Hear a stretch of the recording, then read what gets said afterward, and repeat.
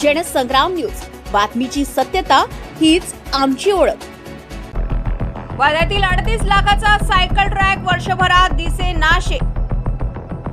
कामात झालेला भ्रष्टाचार हा शिष्टाचार म्हणावा का? याला वरदहस्त कुणाचे? आज जागतिक सायकल दिवस निमित्त वर्धेकरांचा प्रश्न। वर्धा नगरपालिकेमध्ये भ्रष्टाचाराच्या अनेक तक्रारी झाल्या, त्यामुळे पालिका चर्चेत आहे। जवळपास प्रत्येक कामात भ्रष्टाचार करणे हाच पालिकेचा शिष्टाचार झाला। मात्र या भ्रष्टाचाराला वरदहस्त कुणाचे असा सवाल उपस्थित होता।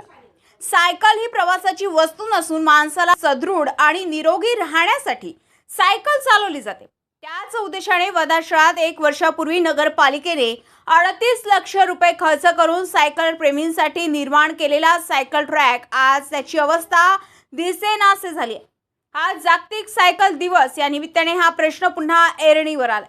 38 लाख रुपये खर्चून रस्त्याच्या बाजूला रंगीन पेंट मारून लाखो रुपये कॉन्ट्रॅक्टरच्या घसात घातल्याने शहरातील सायकल प्रेमी यावर तीव्र नाराजी व्यक्त करीत आहे। जागतिक सायकल दिन आणि जागतिक पर्यावरण दिन आणि ग्रीन हा संदेश घेऊन आणि ग्रीनचा संदेश घेऊन आपल्याला ती रॅली करायची आहे। तरी सगळ्यांनी माझी विनंती आहे की सगळ्यांनी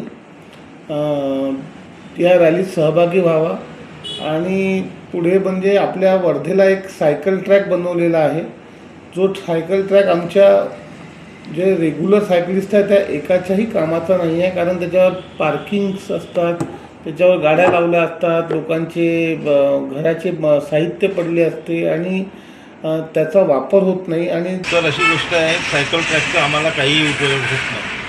सायकल ट्रॅक असला तरी आम्हाला काही म्हणजे त्याचा उपयोग होत नाही याच्यासाठी, कारण की त्याच्यावर आवाजवी अतिक्रमण राहते, लोकांच्या गाड्या उभ्या राहते, कोणाची गिट्टी घराचे मटेरियल त्याच्यावर पडून राहते। आम्ही सायकलिंग करताना नेहमी मग मेन रोडचाच वापर करतो, त्याच्यामुळं आमच्या जीवितालाही धोका आहे।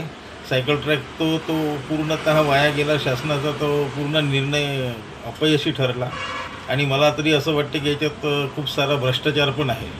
या प्रकरणी तत्कालीन मुख्याधिकारी भगत यांनी कारवाई तर केलीच नाही, पण आताचे विजय देशमुख हेही महाशय यावर काहीच कारवाई करण्यात तयार नाही। त्यामुळे दोघांचे हात काळे झाल्याची चर्चा आता शहरात सुरू आहे।